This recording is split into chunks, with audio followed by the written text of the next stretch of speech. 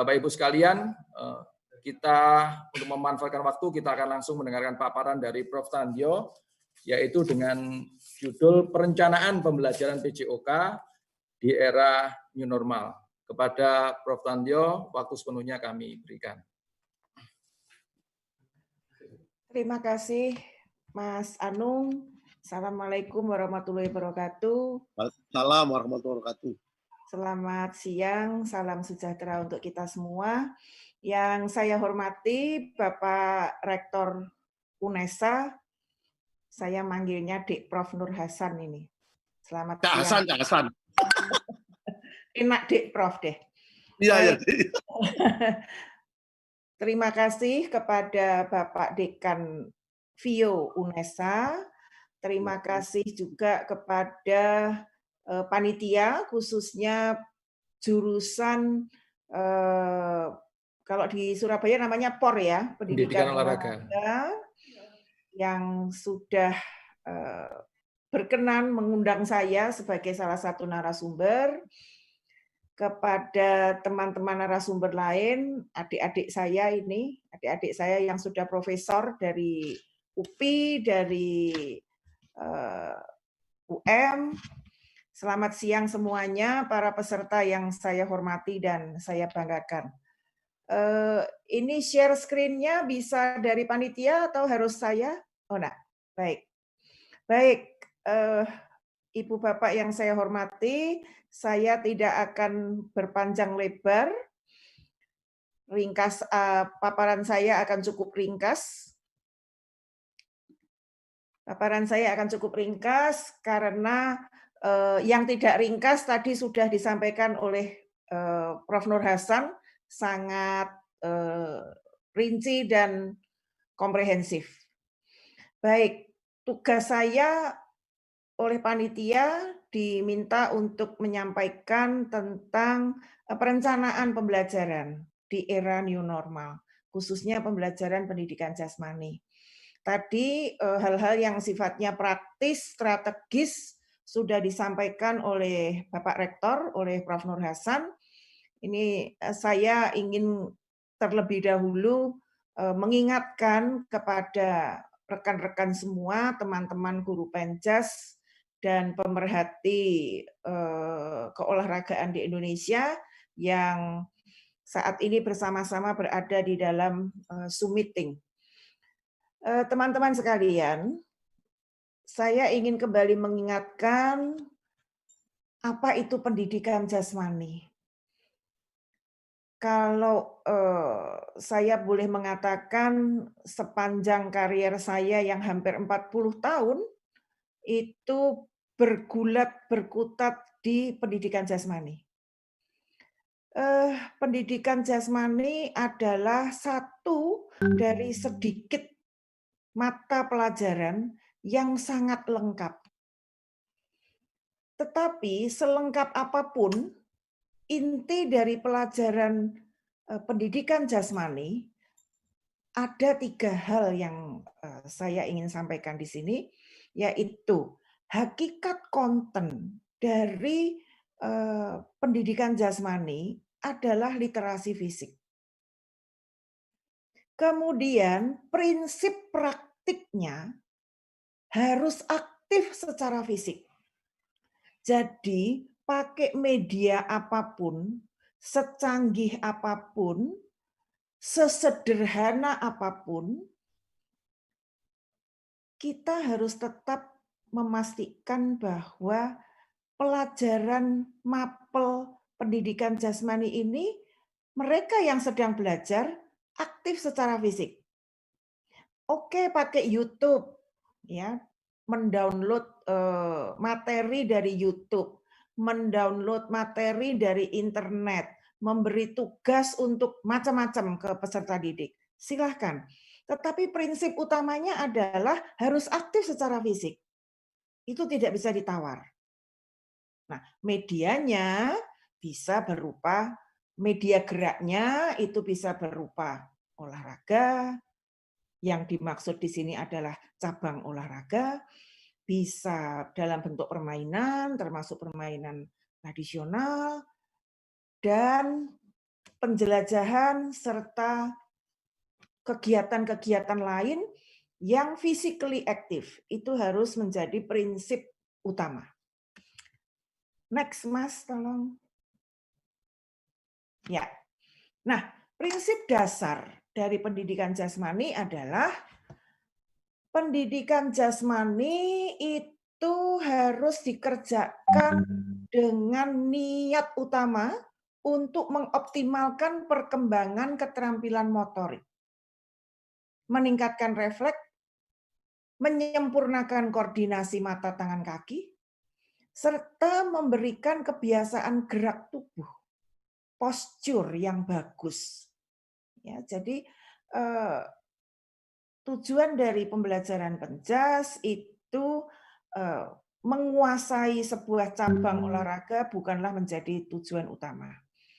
Prinsip dasar ini adalah seperti yang bisa teman-teman sekalian baca di layar, ini menjadi sangat penting untuk pedoman. Penjas mengajarkan kepada siswa tentang pentingnya kesehatan fisik, sikap, dan tanggung jawab sosial. Next. Masih tentang prinsip dasar. Program pendidikan jasmani yang berkualitas adalah yang dapat meningkatkan kompetensi fisik, kebugaran jasmani, kesehatan, tanggung jawab diri sendiri maupun sosial, dan kegemaran beraktivitas fisik bagi semua siswa. Bukan hanya bagi siswa yang senang berolahraga, tetapi tanggung jawab mata pelajaran penjas itu adalah untuk semua peserta didik. Harapannya agar mereka merasa butuh untuk aktif secara fisik sepanjang usia mereka.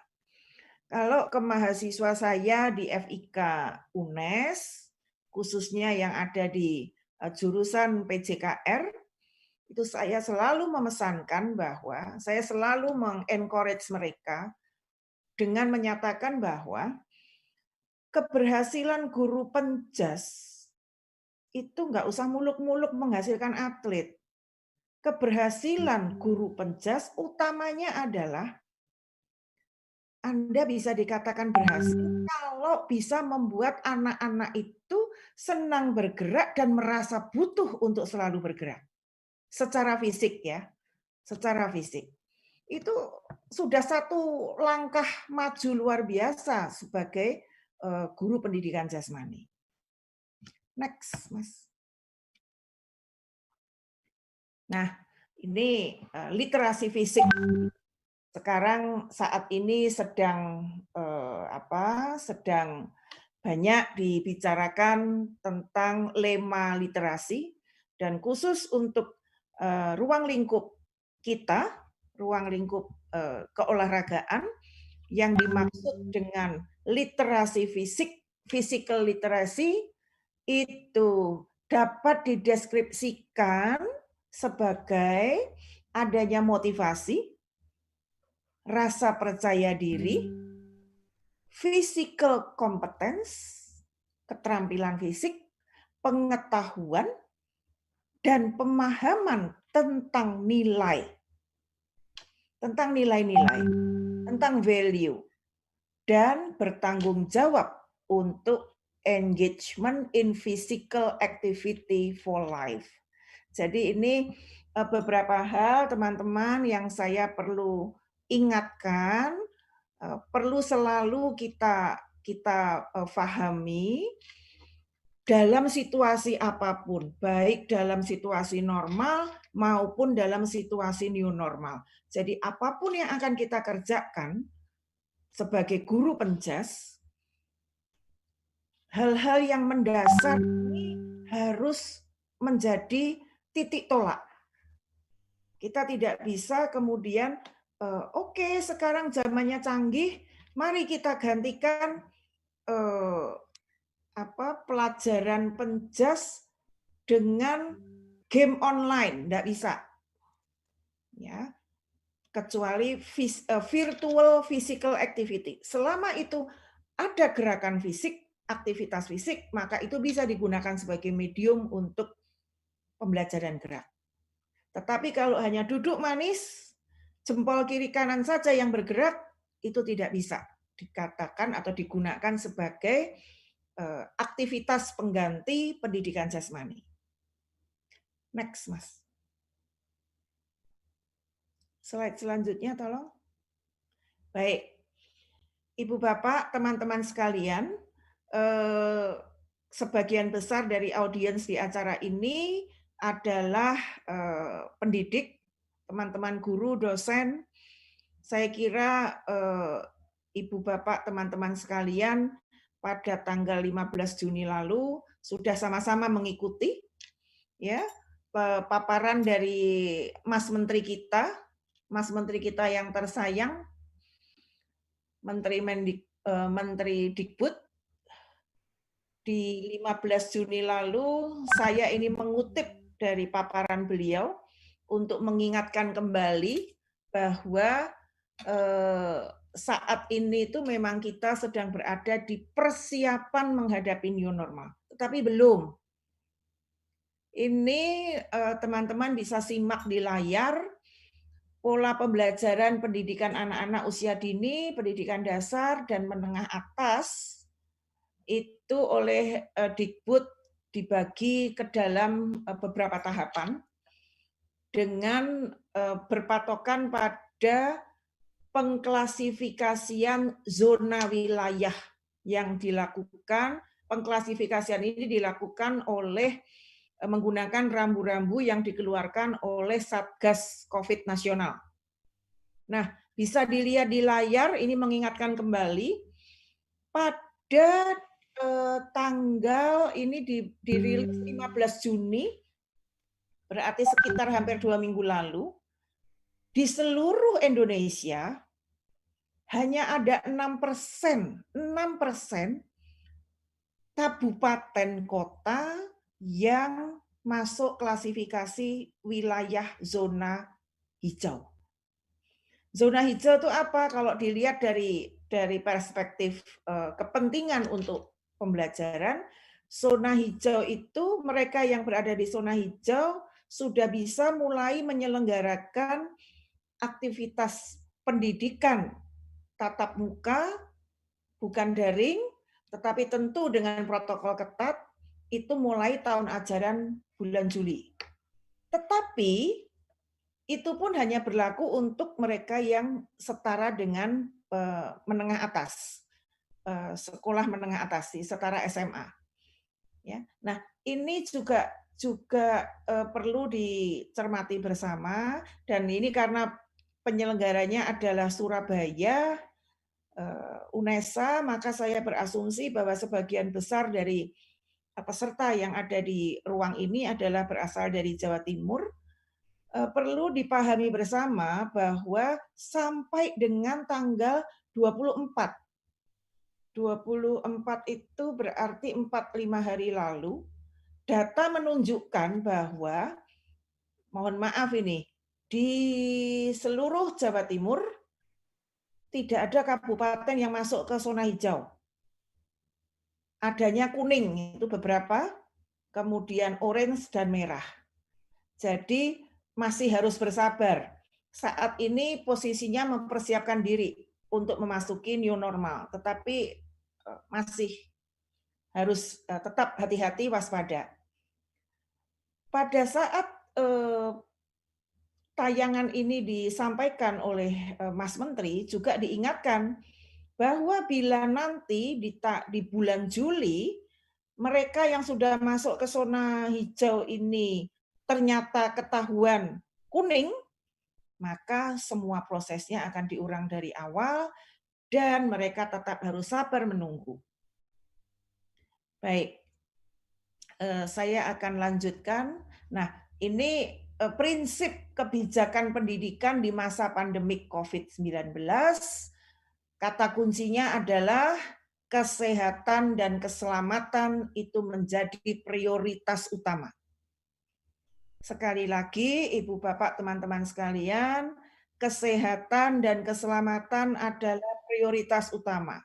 Apapun yang akan direncanakan, apapun yang akan dilakukan, tetap harus mempertimbangkan kesehatan dan keselamatan. Itu harus diutamakan. Next. Nah, saya kembali mengutip paparan dari Mas Menteri yang terkhusus pada bagian tata laksana penyelenggaraan pendidikan jasmani dan ekstrakurikuler olahraga. Ibu Bapak bisa melihat di layar, ini adalah aturan atau ketentuan yang berlaku bagi sekolah yang ada di zona hijau. Sekali lagi, yang ada di zona hijau, yang sudah mendapat lampu hijau juga untuk mulai mempersiapkan diri memasuki tatanan baru, new normal. Yang belum di zona hijau masih harus bersabar. Ya, jadi kegiatan olahraga dan ekstrakurikuler diperbolehkan kecuali kegiatan dengan adanya penggunaan alat atau fasilitas yang harus dipegang oleh banyak orang. Oleh banyak orang dan dipegang secara bergantian dalam waktu yang singkat dan atau tidak memungkinkan menerapkan jaga jarak minimal 1,5 meter. Di sini diberi contoh, misalnya senam dan bola basket. Kalau senam, saya kira senam lantai itu kalau ngatur jaraknya bisa. Tetapi harus perhatian. Demikian juga bola basket. Tidak mungkin ada physical distancing pada aktivitas permainan bola basket.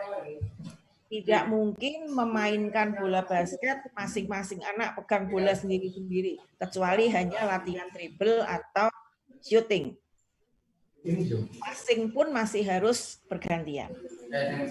Mohon maaf, Prof, waktunya 4 menit lagi. Ya. 2 slide. Ya. Next.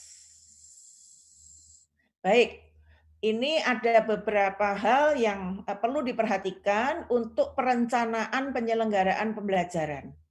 Untuk fokus perhatian pembelajaran, saran pelaksanaannya adalah praktik pendidikan jasmani dan aktivitas fisik lain, dipastikan tidak ada kontak fisik antar peserta didik, antar peserta didik dengan pendidik atau tenaga kependidikan. Dan yang penting, ini nanti mungkin Dek Prof. Winarno bisa menjelaskan lebih detail, Ibu Bapak Guru Penjas, dalam era baru ini, era new normal ini, mohon meninjau kembali tujuan dan ukuran keberhasilan pembelajaran. Harus ditata dan dirumuskan kembali sesuai dengan situasi dan kondisi setempat. Tidak mungkin kita menggunakan tujuan pembelajaran di masa yang kemarin, ukuran keberhasilan di masa yang kemarin. Hindari penggunaan bersama alat atau media, tadi sudah dijelaskan. Kemudian berikan atau perbanyak tugas gerak mandiri yang bersifat individual dapat dilakukan di rumah dengan kerjasama untuk monitoring dengan para orang tua di rumah. Satu lagi, Mas. Next. Dan slide terakhir, minta tolong.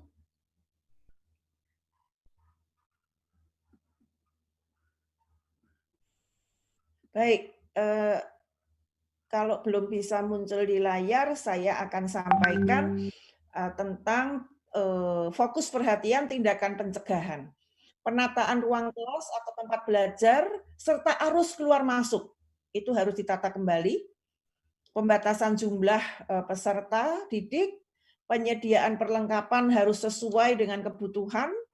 Dan ini karena waktu sudah mau habis, saya ingin fokus pada poin terakhir, yaitu satuan pendidikan perlu meredefinisi ketetapan untuk mengenakan seragam sekolah formal pada saat pembelajaran di dalam kelas. Sangat dianjurkan agar pada hari di mana terdapat mata pelajaran penjas, peserta didik itu diizinkan untuk pakai seragam olahraganya dari pagi sampai selesai. Mengapa? Untuk menghindari anak-anak berinteraksi secara fisik di ruang ganti baju. Itu pun kalau ruangnya ada gitu ya. Kalau ruangnya tidak ada, biasanya akan berjejal-jejalan di kamar mandi. Satu kamar mandi bisa 3-4 orang gitu. Untuk ganti baju maksudnya. Nah, ini hal yang perlu diperhatikan. Saya kira itu yang bisa saya sampaikan, Mas. Persiapan untuk merencanakan pembelajaran PENJAS. Kurang lebihnya saya mohon maaf. Terima kasih telah menyimak paparan saya. Saya kembalikan ke Mas Anung. Wassalamualaikum.